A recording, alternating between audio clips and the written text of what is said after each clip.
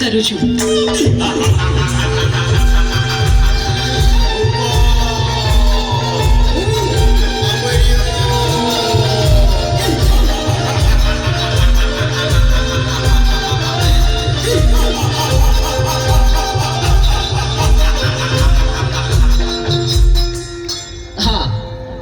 કરોડ દેવીને મારા મૂછના મોળેથી મેં બંધવાન કરી હતી, તો છોડનાર તું કોણ?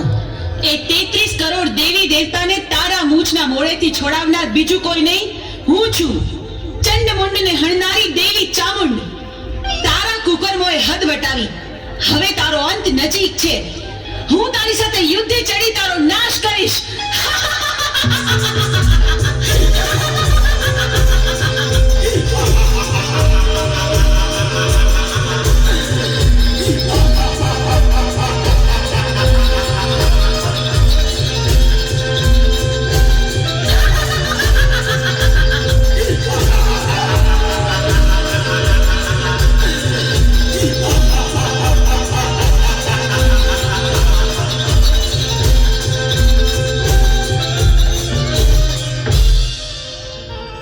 કરોડ દેવી મને પહોંચવા નહીં દે તો ચાલ, હું શ્રાપ બનીને ભાગી જાઉં.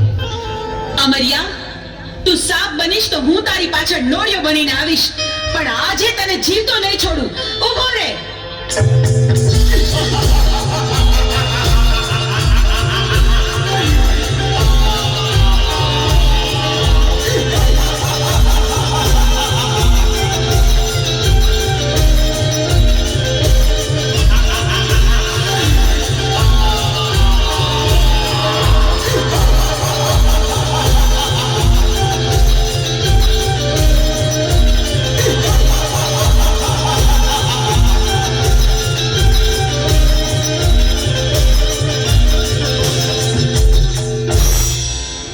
આ 33 કરોડ દેવી વધી રહેશે, મારી શક્તિ ઘટી જશે, તો મને પહોંચવા નહીં દે તો ચાલ, સાયલાના સરોવરમાં છુપાઈ જાવ.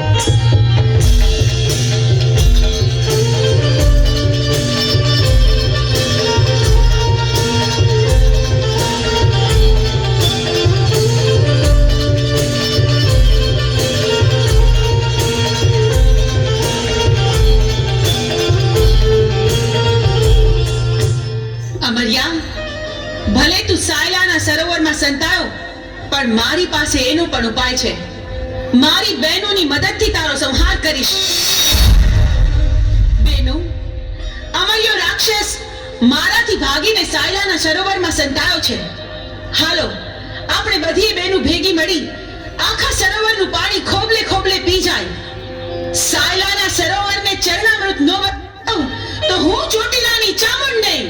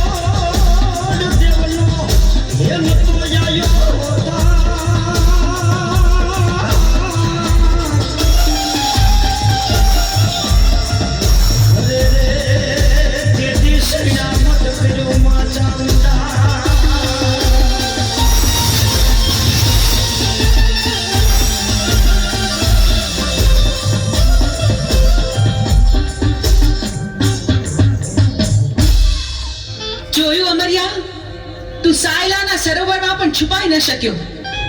બેનો, હવે બરાબર જોજો, હવે અમર્યો છટકીને ક્યાંય ન જાય.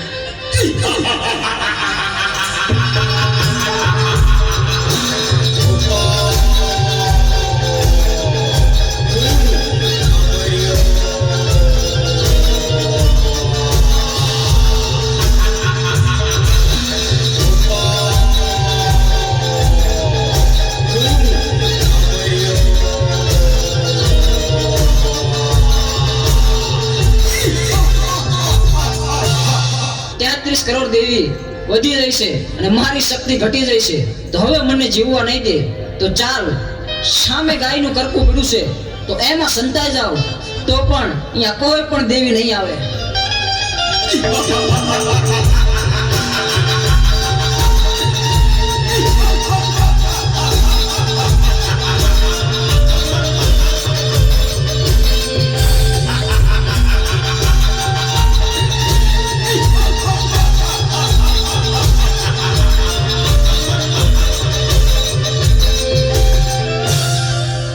અરે આ અમર્યો તો ગાયના કરકામાં ભરાયો પણ આ હાડપિંજરને અડીતો તો આપણે અભડાઈએ.